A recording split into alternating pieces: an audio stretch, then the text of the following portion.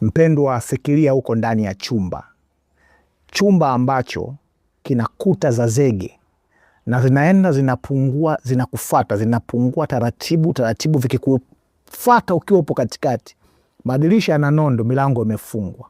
Unapiga kelele za msaada, hakuna anayesikia. Hewa inaanza kuisha, unaanza kuhisi unazimia hivi na kifo kimefika. Hayo ndio maisha ya mtu anayeishi bila Mungu. Kila mazingira utakayowekwa yatakubana na kukufinya na utakuwa unaona haiwezekani kabisa. Katika maombi ya leo tunakwenda kujifunza na kuangalia kwamba iko siri kubwa katikati ya chumba kilichotufunga, hatuna pumzi, kinaendelea kutubinya na kutubana.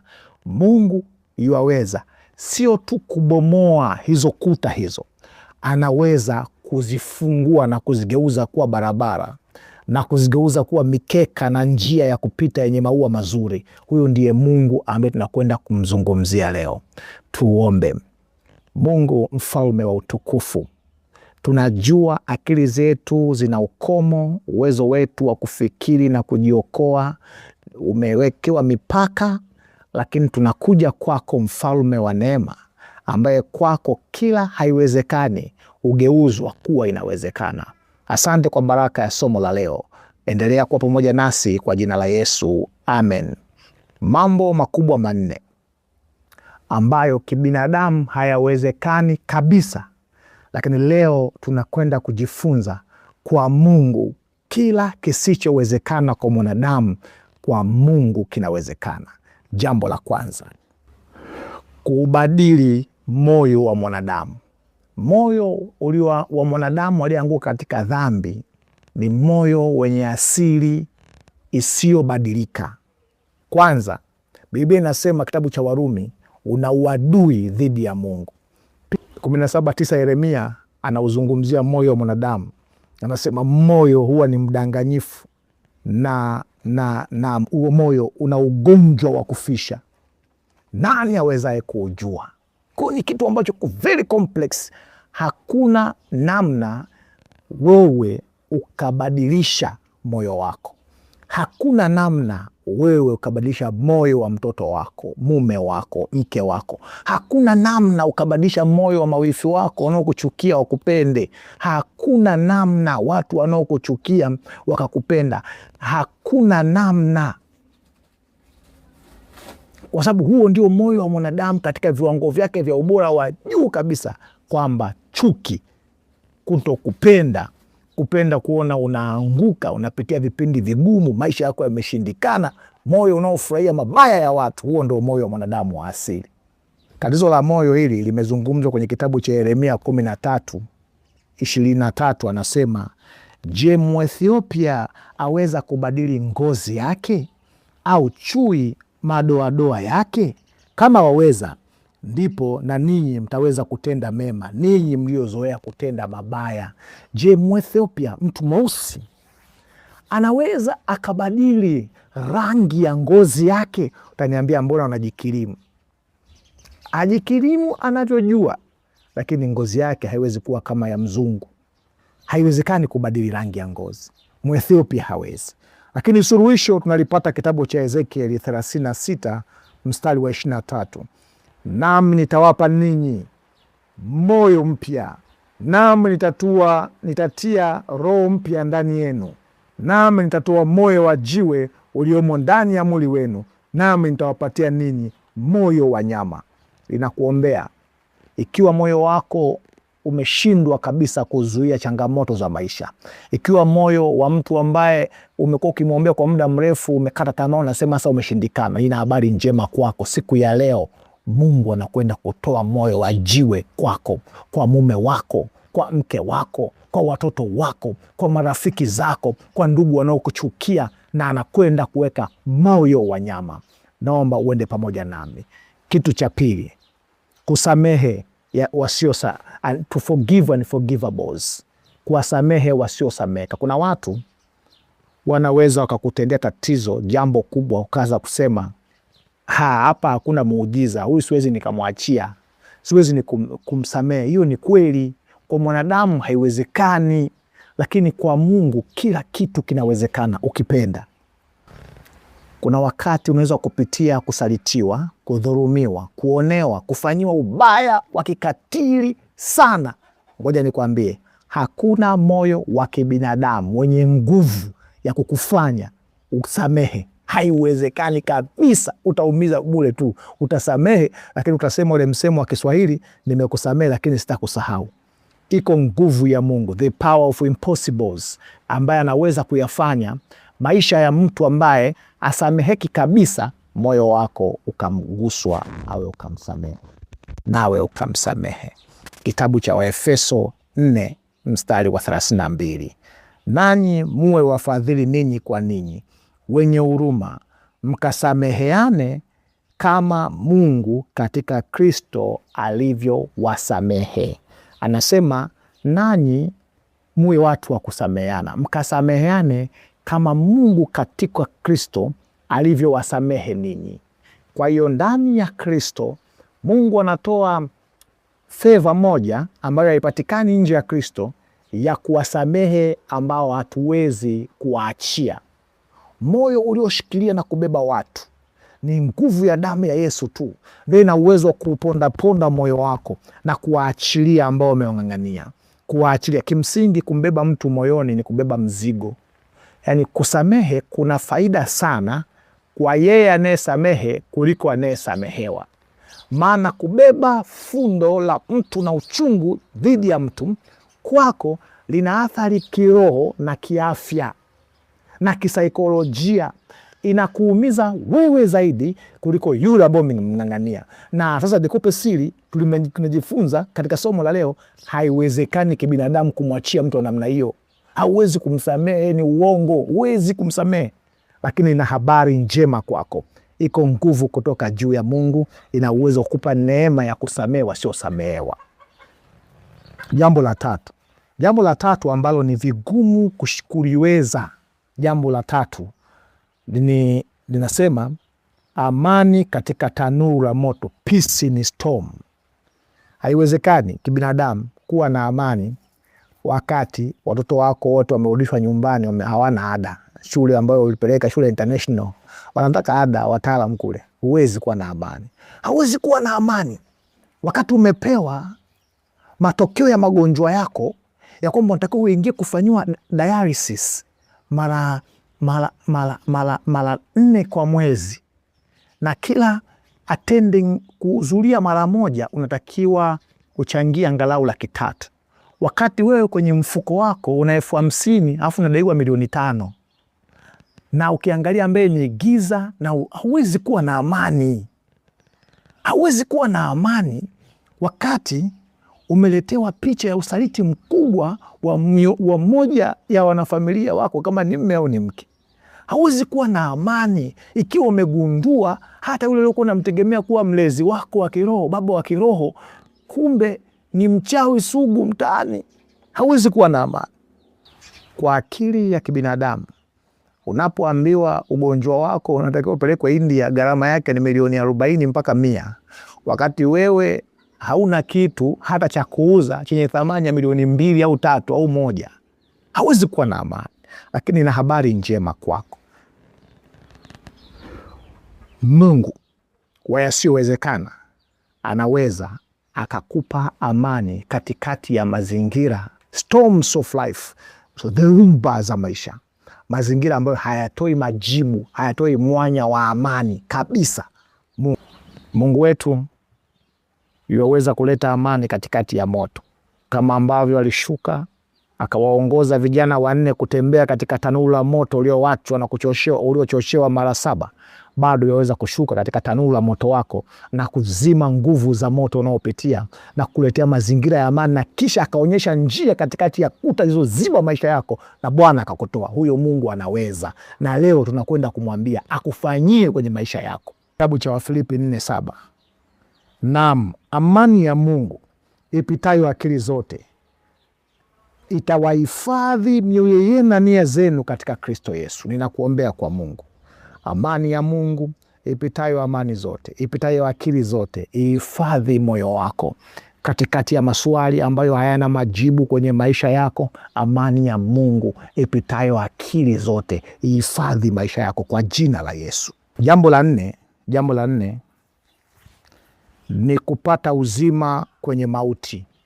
Kupata uzima kwenye mauti, the dead end, having life in the dead end. Kuna wakati katika maisha unafikia ukomo, dead end, yani mwisho wako ni kifo. Tatizo ambayo ni impossibles, kifo cha tumaini. Kuna wakati unaenda unafika matumaini yako yamekufa, hakuna namna ukatoboa, unatamani ujiue. Kuna wakati unafika ndoa yako imefikia kwenye hali ya kifo. Kuna taarifa unazipata, unaambiwa basi ndugu yangu, mnapeleka mkoani au mnazika hapa hapa, maana hatua aliofikia sasa hata kuongea haongei, ngozi yake imeanza kuwa ya kijivu. Haitafika jioni huyu mtu hatutakuwa naye. Kimsingi tumeangalia kwenye x-ray, tumegundua maini yote yameanza kuoza, moyo wote umeanza kuoza. Kisayansi hii hali tunasema game over. Game over, imefika mwisho, hakuna namna. Na unaambiwa na wataalamu, nina habari njema kwako, Mungu tunayemwabudu ni Mungu wa yasiyowezekana, the God of impossibles. Unaweza ukaambiwa na watu umefika mwisho, unaweza ukaona kwa ushahidi wa macho kweli hakuna namna. Nina habari njema kwako, kwa Mungu kila kitu kinawezekana. Kama Lazaro aliyekuwa amekufa, ameoza yapata siku 4, ananuka, alifufuliwa akawa hai tena. Hakuna kitu chako ambacho kinaelekea kufa, kimefika kwenye mwisho wa kifo, dead end, kikashindwa kufufuliwa kwa jina la Yesu. Ukiamini utauona utukufu wa Mungu. Kauli hii aliambiwa mtu aitwa Jairus, mkuu wa sinagogi. Mtoto wake alikuwa amekufa, Yesu akasema hajafa, amelala. Sasa hivi utamuona anaongea. Akakutwa amekufa, akasema Talitha koum, binti ninakuambia mimi Yesu muumbaji wa mbingu na nchi, mimi Yesu mwenye mamlaka zote, amka. Akaamka. Nami nakwambia jambo lako halijafa, limelala. Ndoa yako haijafa, imelala. Wewe nikwambie, uchumi wako haujafa. Wewe kama unaishi haujafa, umelala. Kwa jina la Yesu, Mungu afufue kila kilichokufa kwenye maisha yako. Bwana afufue matumaini yaliyokufa kwenye maisha yako. Bwana afufue uchumi uliokufa kwa jina la Yesu. Hali ya kiroho ya mume wako, mke wako, hali ya maisha yako ambao unaona imekufa hivi, bado Mungu wako yuwaweza kuiamsha na kuifufua tena kwa jina la Yesu. Jambo hili nakuombea kwa Mungu likupate sasa hivi kwa damu ya Yesu. Kitabu cha Yohana 11 mstari wa 25 anasema, Yesu akamwambia, mimi Yesu ndio huo ufufuo na uzima. Yeye aniaminie mimi, ajapokufa atakuwa hai. Ajapokufa atakuwa hai. Kama kuna kitu chochote kwenye maisha yako kimekufa hivi, kinaelekea kufa, Yesu wako anasema, mimi Yesu ndio hicho kitu tunachokisikiaga masuala ya ufufuo na uzima, ndio mimi. Kama unahitaji uzima kwenye ndoa yako, Yesu anakwambia siku ya leo, mimi Yesu ndimi ufufuo na huo uzima. Yeyote aniaminie mimi, hata kama atakufa nitamfufua.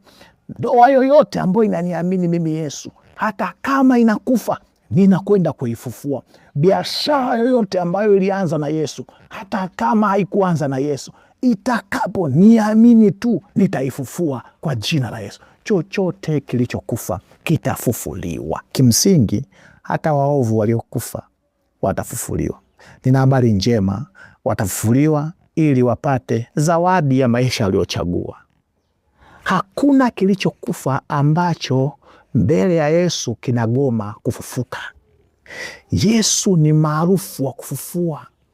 Anasema alipotokea kwa Yohana akasema, mimi niko hai, nilikuwa nimekufa na sasa niko hai, na si hai leo tu, milele na milele. Mimi ni Alfa na Omega, wa kwanza na wa mwisho, mwanzo na mwisho. Je, kuna kitu gani ambacho kwako kimekukatisha tamaa kiasi kwamba unasema Mungu ameshindikana. Kwa Mungu hakuna kitu kinachoitwa kushindikana. Huo msamiati haupo. Kila kisichowezekana kwa Mungu kinawezekana. Kila kilichoshindikana kwa Mungu kinawezekana. Nina habari njema kwako. Ikiwa unasema moyo wangu kwa kweli nikiuangalia ni mbaya sana, umenasa kwenye uraibu wa madawa ya kulevya, pornografia, na uchafu wa kila namna, chuki, uovu, unyonge, nahitaji Bwana ugeuze moyo wangu wa jiwe la dhambi uweze kuwa wanyama unaosikia maelekezo ya Mungu, na kutangazia kwa jina la Yesu. Kiwa unaamini, Bwana ameugeuza sasa kwa jina la Yesu. Pokea mageuzi makubwa ya moyo ndani yako. Lakini ikiwa unasema kwenye maisha yangu ninaona stress, ninapitia katikati ya tanuru la moto, moto unawaka, naungua, nateketea. Unasema nahitaji Yesu aingie ndani ya tanuru langu, tanuru ya ndoa yangu, tanuru ya uchumi wangu, tanuru ya watoto wasiosikia, tanuru ya kila eneo la maisha yangu. Mpaka nikutie moyo, yeye aliyeingia kwenye tanuru la moto la Shadraka, Meshaki na Abednego ameingia kwako sasa hivi kwa jina la Yesu. Anaingia kwako sasa hivi kwa jina la Yesu. Pokea neema ya kuziona moto unaopitia ukizimwa na njia zikionekana sasa. Kuta zilizozinga maisha yako, zilizozinga fahamu zako, zilizozinga uelewa wako, acha Mungu azigeuze kuwa barabara sasa kwa jina la Yesu. Anza kuona neema ya vicheko mahali ambapo ulikuwa unaona kilio kwa jina la Yesu. Lakini uko wewe ambaye unasema, mimi bana kwa kweli nipo kwenye dead end. Kama Mungu asipofanya kitu dakika chache zijazo, maisha yangu yamemalizika, biashara yangu imemalizika, familia yangu imemalizika. Nina habari njema kwako. Yesu ni bingwa wa reverse. Ana uwezo wa kugeuza reverse maisha yako. Hapo ulipofika unaenda kutumbukia kwenye shimo la giza, Bwana na akutoe kwa jina la Yesu. Bwana aiamuru dhoruba unaopitia itawanyike na kupotea kwa njia 7. Bwana ageuze mshale uliochoma maisha yako, au chomoe na sumu iliyomo ndani, aifishe kwa jina la Yesu, uanze kuona nuru mpya tena. Tunapoelekea kuweza kuomba haya yote ambayo nimesema, yeyote ambaye anaamini kwake imeshakuwa. Ikiwa unaamini imekuwa kwako sasa kwa jina la Yesu. Mfalme wa utukufu, tunalishangilia na kusherehekea jina lako lenye nguvu. Tunaifurahia na kuishangilia damu ya Yesu yenye nguvu ya kugeuza na kubadilisha maisha. Mimi na ndugu yangu tumekubaliana kwamba mambo yake yote ambayo aliona hayawezekani, leo katika maeneo haya 4 amekubali yanawezekana. Sasa na wao wamesema 2 watatu watu 2 wawezaje kutembea pamoja isipokuwa wamekubaliana? Mimi na huyu tumekubaliana. Alafu umesema 2 wakikubaliana juu ya jambo hilo utalifanya. Asante Mungu, maana kwenda kufanya. Sasa namtangazia tangu sasa, kila kamba iliyofunga na kumpunguzia spidi kwenye maisha imekatika tangu sasa kwa jina la Yesu. Imekatika tangu sasa kwa jina la Yesu. Linamtangazia kila nguvu za giza ambazo zimefunga upepo wa maisha yake, kila nguvu za giza ambazo zimefunga kusudi kwenye maisha yake, zimeachia na kuondoka kwa damu ya Yesu. Bwana, yule ambaye alikuwa amefungwa na uraibu na mateso ya kila namna, yule adui, huyu Bwana, tumekubaliana leo hayo mateso yamelipuliwa na kupotea, hayako tena katika maisha yake kwa jina la Yesu. Huyu ambaye alikuwa anaona kifo, anasema nimemalizika, sina pa kwenda, nitakuwa mgeni wa nani? Katika jina la Yesu, Bwana, pindua na geuza maisha yake sasa hivi. Aanze kuona nuru upya. Kila giza futa asubuhi. Natangaza mapambazuko mapya kwenye maisha yake. Natangaza mapambazuko mapya kwenye biashara zake. Ofisini ambako amefikia tu hadi anaandika barua kuresign, maana moto umewaka. Katika jina la Yesu, Bwana, wakati huu sio tu kwamba kumtolea ule moto, mpandishe na cheo mtu mkubwa pale, ili yeye ndo afanyayo maamuzi mema, maana alipewa maamuzi hana uwezo, anaonea watu. Katika jina la Yesu, Baba, nakushukuru kwa sababu hata vigonjwa navyo ni vipepo, na vingine vigonjwa Bwana ni vidhoruba.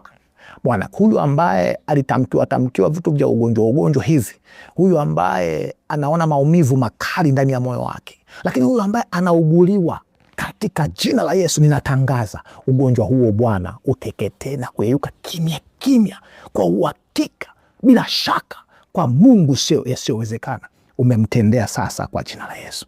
Ninakushukuru Mungu kwa makubwa ambayo umeyafanya. Asante Roho wako ambaye sasa hivi anatembea mahali duniani. Kwa hawa wanaoamini wanapokea neema za baraka za Mungu. Kwa hawa wanaoamini wanauona utukufu wako. Ninakushukuru mfalme wa neema, a king of grace, mfalme wa utukufu. Wewe ni Alfa na Omega. Kila gonjwa ambalo lilikuwa ni Alfa kwenye maisha ya mtoto wako, alitangazia Omega mwisho sasa kwa jina la Yesu. Wewe ni Alfa na Omega. Kila njia ya Alfa iliyoanza kuelekea kwenye upotovu na maangamivu kwenye maisha ya mtoto wako, ninaizuia sasa hivi na kugeuza kwa damu ya Yesu. Bwana, mtendee makubwa. Sasa ninapomaliza, acha nimtamkie baraka mtoto wako.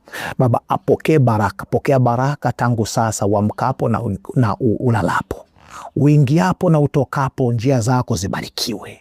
Nuru ya uso wa Bwana na mwangaza wa kiungu ukaangaze njia zako popote uendapo. Watoto wako wamebarikiwa. Vifungo vyako vyote vimefunguliwa kwa jina la Yesu. Nikutangazie neema ya raha. Bwana na akupe raha na vicheko na ongezeko kwa jina la Yesu. Nikutamkie neema ya kuzidi, ukazidi na kuzidi kwa jina la Yesu. Lakini zaidi ya yote nikutamkie baraka ya uzima wa milele. Ukawe na uzima kwenye maisha yako, ukawe na uzima kwenye matendo yako, ukawe uzima kwenye mambo yako yote, tangu sasa na hata milele. Nuru ya Bwana ikuzingire, utukufu wake ukufuate. Kaa katika uwepo wa Mungu tangu sasa hata milele, katika jina la Yesu. Amen.